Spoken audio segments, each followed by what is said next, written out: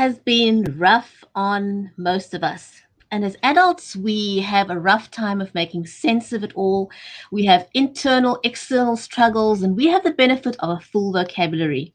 Children don't have this capacity, and they don't have the kind of hindsight um, from lessons from the past that we have, because pandemics in its own is not new. We've had pandemics before. But Terry Sheperd, our guest for today, has found a unique way of helping children to make sense and understand what's going on with the pandemic. And we can't wait to talk to him about how he has put together this in a way that children can understand and be okay with what's happening. Don't go away. We will be right back.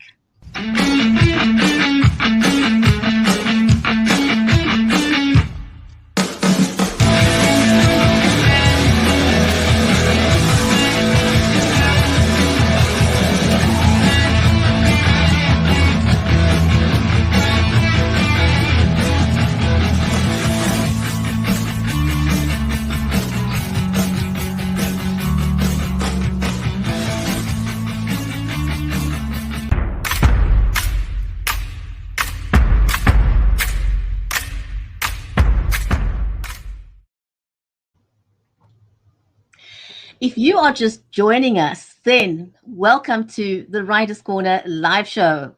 I'm your host, Bridget Limbanda from Cape Town in South Africa. Today's stream is made possible by StreamYard, Creative Edge, and BeLive Media. If you've joined us live, then a hearty warm welcome, whether you're watching us on Amazon Live, on Twitter, on Facebook, on YouTube, or LinkedIn, welcome. This is an audience-centric show, and we are monitoring the comments, so please feel free to say hello. And today we're going to be talking to Terry Sheperd. If this is your first time that you are watching the Writers' Corner live show, then please type new in the comments. And if I see you saying new, I'm going to give you a shout out to welcome you. But first of all, I want to say a hearty warm welcome to my friend and co-host, Mary Elizabeth Jackson. She is a special needs and disabilities advocate and also the author of the award-winning Poolicious children's book series. The Poolicious children's book series helps children with empowering words to feel good about themselves. Mary's in Nashville in the USA, so it'll be great to know where you are joining us from. So with that, let me say hello to Mary. Hi, good morning. How are you? I'm very well. It's very, very cold in Cape Town at the moment, but I do have my heater going next to me, so I am nice and cozy, and I have a blanket on my knees, which you can't see, but that's good. And it's 93 degrees here today, so we are so opposite. It's hilarious how this happens, isn't it? And then yet we're right beside each other on screen, and we're in different parts of the world. And so technology is so beautiful that way, and we just love that we have this opportunity to be able to do this and to bring authors to the world, to find new readers and new lovers of their work. So, please share this. So this is amazing. Yeah, this is absolutely amazing. Yeah. So Terry Sheperd, I'm very excited for us to bring him onto the show. He is our featured author for the day. He's also a narrator of Fascinating Tales. He is the creator of the Jessica Ramirez Thrillers, the Waterford Detective series, a man of many talents, I dare say. Yeah, multiple genres.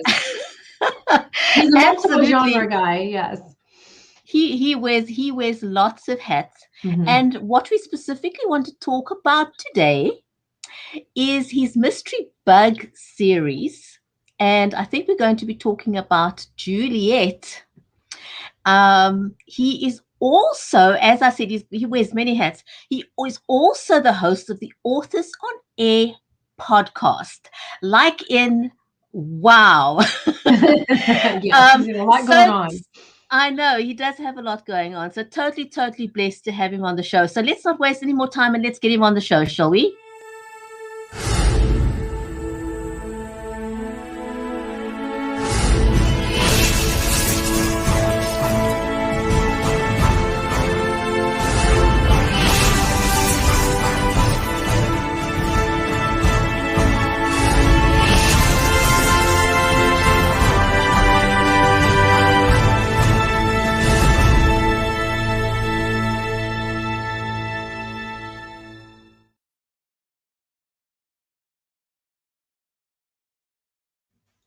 Do you Oh my! feel like Terry, welcome to the show. I have never ever had an intro like that, man. I feel like I'm Johnny Carson material here in the U.S.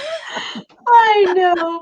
Or Jenny just makes magic. I just love it. It makes people feel so special. And you're just like, hey, I am the king or the queen for the day, right? You made me feel like a king, Brigetti. Thank Oh, you. It's great to see you both. You look terrific. it's awesome. Yeah, we're all in red. We've got this Yeah, whole, it's sort of like a, you know what? Are you watching the Loki thing on Disney Channel Plus? Okay, so it's so Loki behind us, right? it is. I mean, the virtual scenery is amazing. I can't believe that you painted both of your studios on both sides of the world the same color. It looks I great. know. It was really hard coordinating, but we worked it out, didn't we, Brigetti? We did. We took some paint and we dyed it red and some paint brushes and then just splashed it all over the screen and we hoped for the best and somehow we think we did okay. Uh, it looks terrific. Thank you so much for having me on the program. It's great to be with you. Thank you for being here. We're so Wonderful. excited. Terry, how did you become an author? Like, what is it? We all have a story. All our stories are unique. And we love talking. We miss talking around the campfire with our friends and family and having great big hugs and stuff like that. But not all of us know how to string it together to actually become an author. So quickly tell us your author story. How did that happen for you? Well, I was for most of my life a corporate guy. I worked for big companies, and when we moved back to Florida, which was one of our longest stops when I was in the corporate world, I didn't have to work anymore. And it was really weird. I felt at loose ends. I felt like my contributions were coming to an end. And quite frankly, I was depressed. So my psychiatrist said, answer the question that you ask everybody. And that is, I think I probably asked Mary Elizabeth this at one time or another.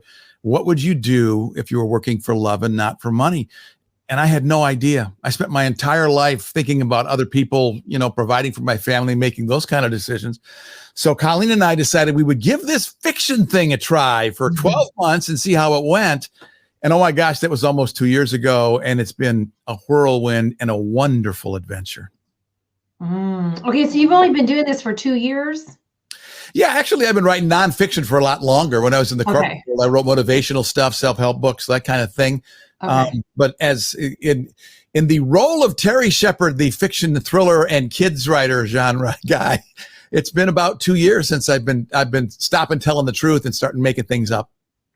Okay, so it's fun to be in that world, and as I will say, as a ghostwriter, writing the things that are real and in like interpreting people's lives and things like that it's such a different challenge. Even if your database research stuff, so different than when you can just sit and make it up.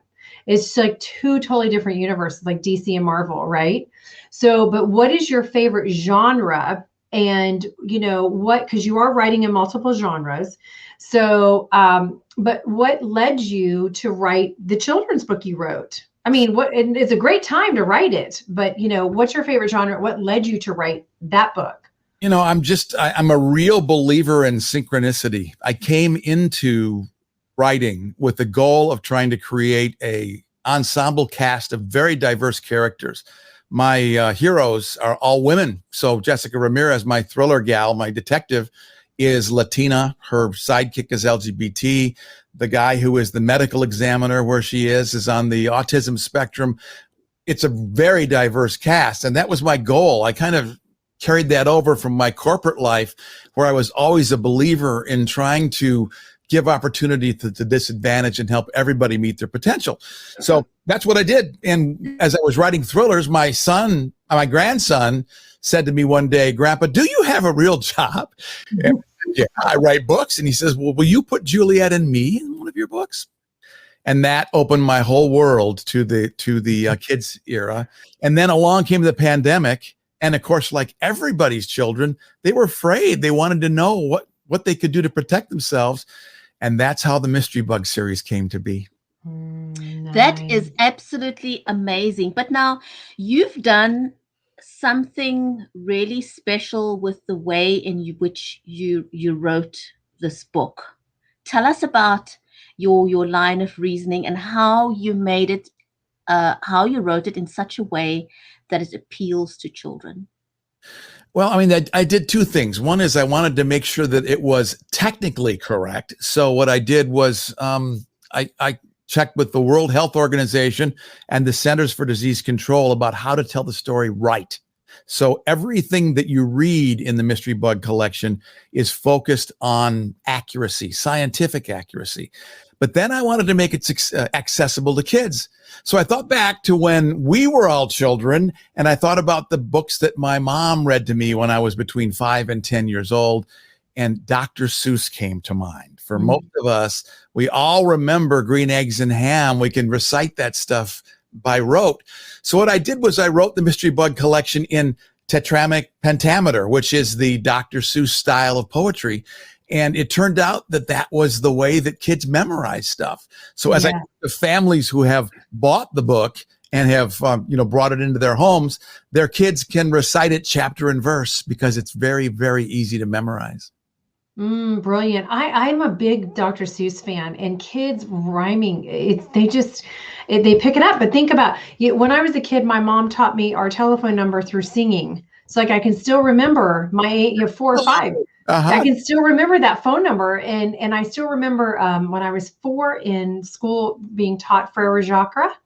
And I remember that song, and that's little Johnny, anyways, but I like writing in rhyme as well, but I also like talking in rhyme, and I like making up words. So that's why Dr. Seuss is one of my favorites. And I know for you and for other authors out there, when you have an interview, you're asked, what are your favorites? Who inspires you? So for the children's world, I definitely think Dr. Seuss is one of those number ones up there, because he really broke those boundaries. There were no boundaries for him. And I know there's a lot of disagreement with things that he wrote, but I'm just talking about his language and the way that he was so silly, and it's funny. Kids love to say those silly words, don't they?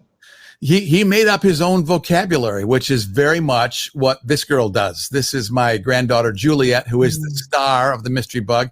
That's Colleen, my wife, who co-wrote the book with me. And Juliette is magic because she came to us with Down syndrome. So she likes to say that she's from the planet Venus, and she's trying to understand all of us Earthlings. She has her own way of expressing the language. And what she does is, with many kids that are developmentally challenged, is she's distilled the language into its very essence. So as she says things, she gets that key word that is most important in the sentence, and that's the word she can say. So as I was writing Mystery Bug with Colleen, we thought about how we place those words in the poetry so that, she would remember, it began on a Monday. She heard Hudson sneeze. Sneeze was the key word that she's able to say. And so as I read the book to her, and she joins along with us in it, she grabs all the important words that way. She's very helpful. She should get co-author credit, I think. Yes, absolutely. So it was very deliberately written in a manner that would make it both understood but also memorable for little people. I really like that you've, it's well thought out. It's not just a matter of, and I also like that you fact checked things, right? Because that's also important. I know that as adults we are confused on a daily basis because of the untruths that are spread about and the virus. But it's fantastic that you fact checked everything, because so that everything in there is 100% correct. Are you aiming at a specific age group, or who is it? Which age group are you targeting with it? Well, Virginia, I really wanted to just speak to my grandkids. They were the people who had the questions. So originally the Mystery Bug was going to be a one-off. My son-in-law, Casey Ratchford, who's a very gifted illustrator, did the pictures. And we thought it was going to be one book that they would read, but this is how this happens. A neighbor kid happened to be over, and his parents said, wow, can we have one of those? And before we knew it, I was reading the book 4 times a week to elementary school kids on Zoom, and we had to figure out a way to publish it. So that happened. Originally, the Mystery Bug was just about hand washing and being aware of hand washing was the first thing. And then the second book was about masking. And then the third book was when the vaccine was developed. We wanted to talk to kids about the science of vaccines and how they worked, and to try and translate them into things that children could understand. So in the vaccination book, you see the soldiers that work in our bodies every time there is a virus that comes into our bodies and tries to attack us. We have these soldiers that fight back. And that's what we did, was we created it in a kind of a cartoon way that children could understand. And then when you add the poetry to it, it becomes like a song. It becomes like a hit record that you know by heart. And the challenge that I'm hearing from parents is, I'm so tired of reading this. My kids asked me to read it 30 yeah. Yeah. Oh, yeah, right. I know. Until they have it memorized. Do you have a copy with you? I have a zillion copies with me. I thought you did. Would you read us like maybe one of your favorite pages? Let me grab it so that I can actually put it up on the screen for you here, so that you can actually follow along. And what I will do is I'm going to do what Brigetta was doing before showtime here, and that is try and on the fly here get what we need. That'll be amazing. Thank you so much for doing that for us. It's been great. Well, that was the interesting thing about it was that when I was talking to these classes, I wanted to make sure that I could, do it in such a way that I wouldn't have to read it every single time. Right. So what I ended up doing was I ended up recording it. I made a movie of it. And oh wow, that's amazing. Oh my gosh, we'll have to talk about, after you read us a bit out of the book, we'll have to talk about this little video that you did. I'm going to grab it right now, and let's see, here we are here. This is the nice thing about live streaming and the technology that we have that make it work, is that we can do things on the fly and just create magic on a screen. It's like I never get tired that we have this ability to make magic on a screen. Right, absolutely. As long as it cooperates, right? So if I did this right, I hope as long as it cooperates, yes, that's the big thing. As long as we've got internet access, all is good. Let me give you a little taste of Juliette and the Mystery Bug. Okay. How fun. That'll be fantastic. Let's see if I can make this work here. I don't hear audio. Let me see why not. Mystery Bug. Are you sharing the audio? Well, I'm using I'm using technology like you are. So on the fly. Yeah, let me try another way here real quick. Let me try on the fly. There's a little box that you need to tick to just sort of say, send us the audio through as well. And so possibly that's just the little tiny little teeny weeny glitch there. I just got to pick the file here. I'm going to do it a different way. But it's quick to make it work. Let me see, Bug. The nice thing about this is a little tip for you technological people is give your file something that is super that you'll remember and that it's short and easy to find. Yeah, I know. Isn't that awful? Even if you have to name it 1, 2, 3 with the same name, at least you can remember. So I know Carson there's a book that he loves, and it's 100 pages though, and it's like a coffee table book. Mm-hmm. And Brigetti and I interviewed him about 2 years ago, but Carson memorized the whole book, but we went through that, and it was a rhyme one too. And we went through that over and over and over again. And it's sweet that they do that, but this one was 100 pages. That'll be a little bit more challenging, right? Yes. Yeah. Yeah, but their brains just soak it up. It's just amazing. Let me try again here. It is. It's crazy how children learn to memorize things, and they never really forget it. If it's once it's sort of internalized in a memorable way, they never forget it. You grow up remembering those stories, and it becomes special moments that you cherish forever. You never forget those special times with your parent. Just sitting side by side and reading together, and especially if it's a special book that you really, really loved. Let's try this one more time here. Let's see if this does it. Okay, let's see. Let's see. Let's give it another try, shall we? monitor on. There we go. Oh, there we go.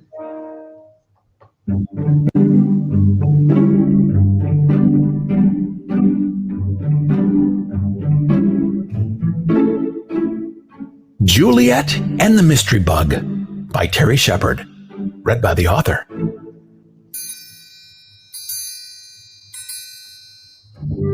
It began on a Monday. She heard Hudson sneeze. Achoo! My head feels hot. There's a pain in my knees. My fingers feel funny. I cough when I talk. There's a buzz in my nose. I feel strange when I walk. What's happened to Hudson, Mom? Juliette said. Will he have to miss school? Will you keep him in bed? What makes people sick? Do you have some suggestions? When someone feels bad, there are so many questions.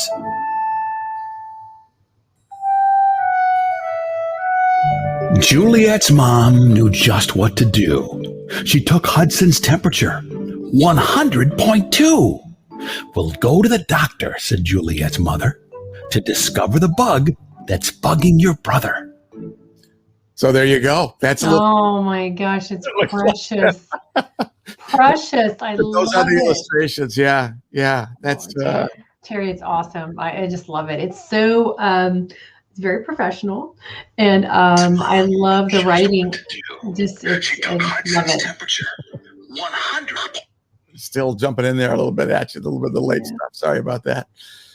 You're fine. That's okay. amazing. That's okay. That's no problem. That's no problem. I just want to give a shout out to Vinay Gog, who's watching us on over on LinkedIn Live. It's nice to see you. Follow me, friend me. I'm over there as Terry Sheperd. I'd love to be part of your network, Vinay. Thanks for coming. Yeah. Yes. So awesome. So what made you decide to, well, I think you already told us, but you've taken the book a step farther than what most authors do, or maybe even think as a possibility. So what, did you do what you did with this was the main reason so that you wouldn't have to actually read the book, every single time at a school function? Or was there like another, did you have a kind of a dual or more than one reason for doing it that way? Well, the first appearance that Juliette and I had, there's a version of that video where Juliette and I actually introduced the book and we talk about why we wrote it. And she engages in it in her own special, unique way of expressing herself. And we did that at the Smithsonian had a library week where they were doing stories and stuff. And we finished up the last day together there. And what I wanted to do is make sure that was absolutely perfect. So, of course, we recorded it. We recorded the whole thing. At that point, all we had was the first two books. We didn't have the vaccine book written yet. And that, when the vaccine issue came around, everybody that works with me was saying, you have to write that piece because that ties the whole story together. And so what happened was we ultimately put out what we call the Mystery Bug Ultimate Collection, which is all three of the stories under one binding.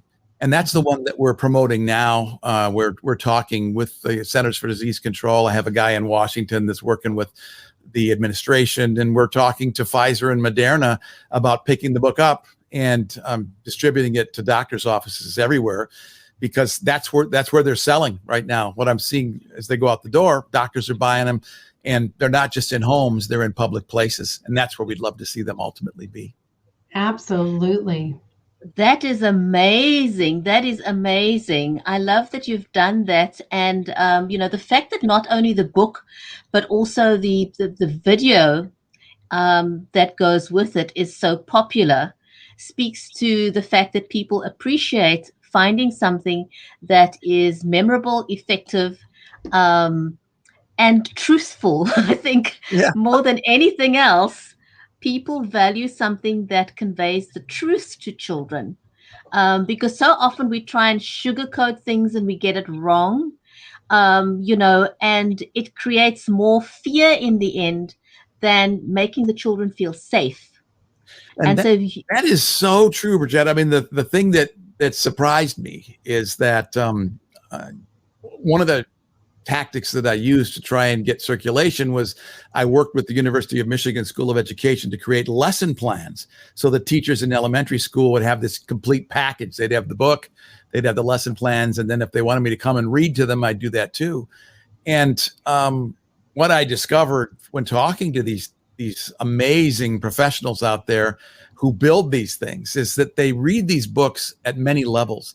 They read it at first the way you and I would, which is for entertainment and information, but then they look more deeply into the author's motivation, how he picked the characters that star in the book, and what some of the social meanings are associated with that. And if you look through your copy of the Mystery Bug collection, you will notice that the people that are the ones that play the doctors and the researchers and the folks that are highly educated and most accomplished are the ones that are considered minorities. They are the African Americans, they're the Asian Americans, they're the Latin Americans that are in that spot. And I worked really hard to make sure, because that our family is mostly Caucasian. That's what you can see in our gene pool, even though we're a wonderful mix, a wonderful tossed salad of so many different races and cultures. I wanted to make sure that what people saw in that book made them think that whoever they were, they could be that hero too. So we talk about the fact that Juliette has Down syndrome because kids born with Down syndrome are doing amazing things. So my thriller side, our medical examiner being on the autism spectrum and still being able to be a physician, that happens in real life. And absolutely. At the end of the day, when you read that stuff, you want your readers to feel that it's speaking to them and it's something that they could grow up to be.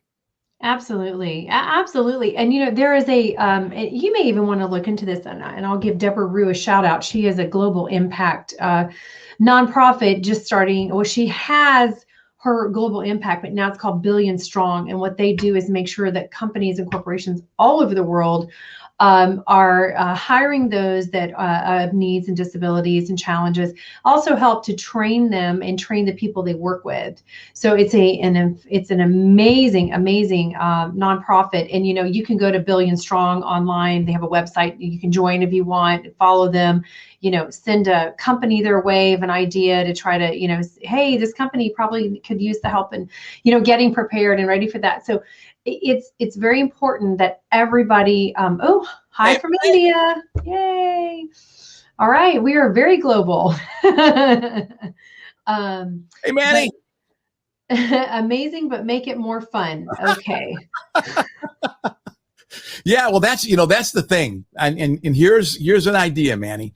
We have in the first book, you're supposed to spend 30 seconds washing your hands. So one of the things that I've done is I've written a song that goes with the Twinkle, Twinkle, Little Star melody, and it has the exact protocols in it about how you are supposed to wash your hands. So we've taught that to Juliette and Hudson, and I'm hoping to have one of Mary Elizabeth's talented daughters actually record the tune for me so that we can get it on iTunes. So that'd be awesome. Exactly about what he's suggesting is how to make it more fun. Yeah, absolutely. And get kids involved. And music binds us together, all of us. It touches everyone, doesn't it? It has no boundaries, and it's beautiful. So it is a universal language. Mm-hmm. I think poetry is too. The interesting thing for me about Mystery Bug is the first book we translated into Spanish, and poetry, you just can't translate directly. So the woman that I hired is a fantastic writer and poet. I said, what the key points are, make it your own and see if you can get it to rhyme. So if you buy Juliette and the, what does she call it? The German Mysterio, the mysterious germ is the actual translation. It is completely different in verbiage, but the message is the same. And that's awesome. So cool. I just love that. So, you know what? I want to ask you a question real quick about Juliette. Has she taught you about what it's like to be from Venus? Has she taught you that? Because that would be a funny book, wouldn't it? Oh, she is totally, she's so patient. She's so patient, and she has a great sense of humor. She's also the boss. You know what she wants you to do. And she says it in very few words. she's going to make a great parent someday, I think. She tries so hard to teach us, her culture and her way, even as she's trying to understand hers, and is a full participant. We have this thing called Riddle Day on Friday, which I do with my grandson, where I get on the FaceTime or on the phone or in person with him, and we do riddles. And Juliette wanted to play. So what an interesting challenge to try and create Q&A that she could actually participate in. So at her age, the biggest thing she loves right now is Frozen and Mary Poppins and Greatest Showman. So ask her questions about that. She's got it. They're one or two word things, but she's a full participant, and she's teaching us how to make our ideas. That's the whole secret of this thing, right? We're taking an idea and trying to make it accessible to as broad an audience as possible. And part of that audience has to be this people that speak their own language. Love it. I love that, that we bring it back to a point where it's audience centric. This book is very, very audience centric. And I think that's what makes it beautiful. And I really, really hope that you accomplish what you wish to accomplish with that video, because it has real magic in it. It's got magical moments. You can see the chemistry in there is absolutely breathtaking. And I think you're going to accomplish your goal. I think you will. Thank you. Well, I already feel, Brigetta, like I have when the book first came out. And, because Juliette, she was our test drive for every one of those things. And when the very first book came out, we opened to the page where the CDC hand washing protocols were, and her brother was reading it to her. And she started doing the movements. No. And that was a moment. I mean, that still chokes me up, because you've connected. You've made that connection. I just got goosebumps. Save life, knowledge, right? That's how you save a life. If they can be if they can understand why it's important to stay maybe 3 or 4 feet away from somebody when you're sick, or what the value is of a mask when you need to wear it, and they do it. And as a result, who knows what amazing potential they're going to achieve because of that one thing that they learned along the way. So I already feel like I want it. It'd be great if we could get it in major circulation. It became a bestseller and a household word. That's my goal. But I've already heard stories from families about adults that were afraid to be vaccinated, who actually had the courage to go out and do it after reading that book to their kids. Because you can't finish a book like that and then have a child look to you and say, "Dad, have you gotten the shot yet?" And how do you answer that question? So I know that there are dozens of people out there who may have been worried about the safety or the efficacy of this brand new type of shot that's all about antibodies and stuff. It's a whole new science, but they went out and did it anyway. And as we know from the statistics, the places where COVID continues to kill people are in unvaccinated populations. So I already feel, guys, like I'm a success. I just want to keep preaching. Yeah, there you go. Well, we're so grateful to have you on today and to share this with our audience, and on the replays and the shares, and just be a part of sharing what you're doing with others. It's been an honor. Thanks very much. Well, I actually have a website that's specific for Mystery Bug. It's mystery-bug.com, and you can watch the video there. There are lesson plans there for teachers, and there are also conversation guides from other sources that help parents talk to their kids about any mystery bug that is out there. We wrote it. You notice we very specifically wrote it generically. We never mentioned COVID or pandemic, because that's why I picked up in the beginning, and I said, it's not the first pandemic to hit the world. And so what I appreciate about what you've done is that there could be another pandemic in 10 years' time, and the story will still be very much applicable, which is great, because the principles of what you wrote is scientifically correct, and the thing about sort of washing your hands and keeping social distancing and that sort of thing can apply to the next pandemic that comes along.